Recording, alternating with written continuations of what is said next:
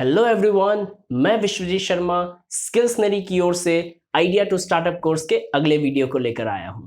पिछले वीडियो में हमने ये समझने की कोशिश की थी कि कब आपकी कंपनी को स्टार्टअप्स के तौर पर कंसिडर किया जाएगा और कब नहीं। अब हम इस वीडियो में स्टार्टअप के आगे की बात करते हैं। So let us start the video. Due to the intensification of the fame achieved by the world of entrepreneurship, probably most of you have encountered the word scale up or unicorns. But do you know what they really mean? So let us understand them in detail first. The scale up. अब जब हमने startup की बात कर ली है तो अब हम स्केल अप्स की तरफ बढ़ते हैं, क्योंकि स्टार्टअप की ग्रोथ का अगला स्टेज स्केल अप ही है। एक स्टार्टअप के तौर पर आप ग्रो करना चाहते हैं और मार्केट में एक सीरियस कंपटीशन के तौर पर उभरना चाहते हैं। So, a scale-up can be seen as a development stage business that is aiming for growth in terms of market access, number of employees, and revenues. Scale-up companies को high growth वाली companies भी कह सकते हैं। अमूमन ये companies लगातार 3 सालों तक 20% सालाना की औसत से ग्रो करती है, चाहे वो ग्रोथ फाइनेंशियल हो या नंबर ऑफ एम्प्लॉयज की। To sum up, a startup can be called a scale-up after it solved all the startup challenges and seriously starts to grow. Note करने वाली बात यह है कि स्टार्टअप की दुनिया में स्केल-अप्स की संख्या बहुत कम है। The chances of a new enterprise to ascend as a scale-up are around 0.5%, which means that only 1 out of 200 surviving new enterprises will become a scale-up.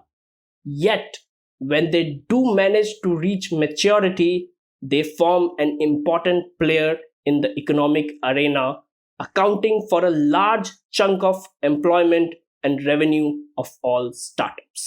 Next is the unicorn.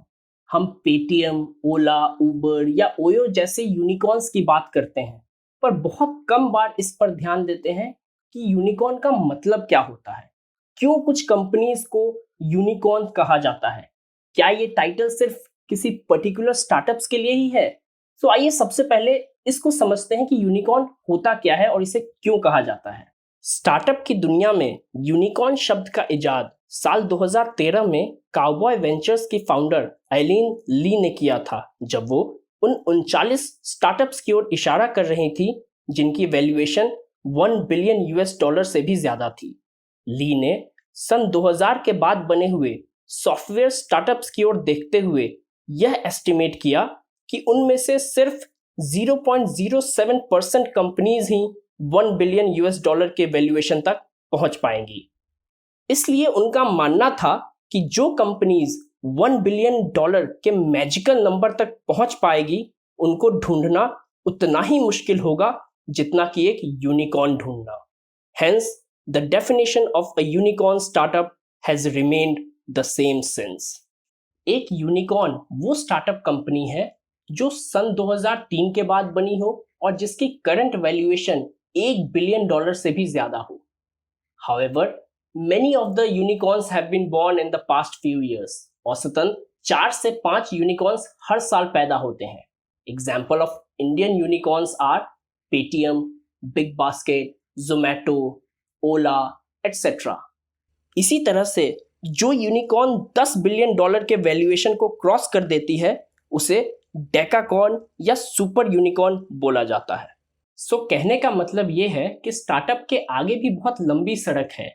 आपको startup के बाद scale up करना है, फिर unicorn और decacorn तक पहुंचना है। सो रास्ता बहुत लंबा है, बेजोर तैयारी की जरूरत पड़ेगी। That is what this course is all about. आगे बढ़ने से पहले हम स्टार्टअप वर्ल्ड के कुछ जार्गन्स यानी शब्द जाल को देखते हैं, जिसे समझने के बाद आगे का रास्ता आसानी से समझ पाएंगे। सो let us discuss those jargons in the next video. इस वीडियो को लाइक और शेयर करें ताकि ज्यादा से ज्यादा लोग इस कोर्स के माध्यम से अपने स्टार्टअप स्किल्स को इंप्रूव कर सकें। और अगर अभी तक आपने हमारे चैनल को सब्सक्राइब नहीं किया तो come on, what are you waiting for? तुरंत सब्सक्राइब करें और हाँ, रेगुलर नोटिफिकेशंस के लिए बेल आइकन को जरूर प्रेस करें। Thank you once again for watching the video.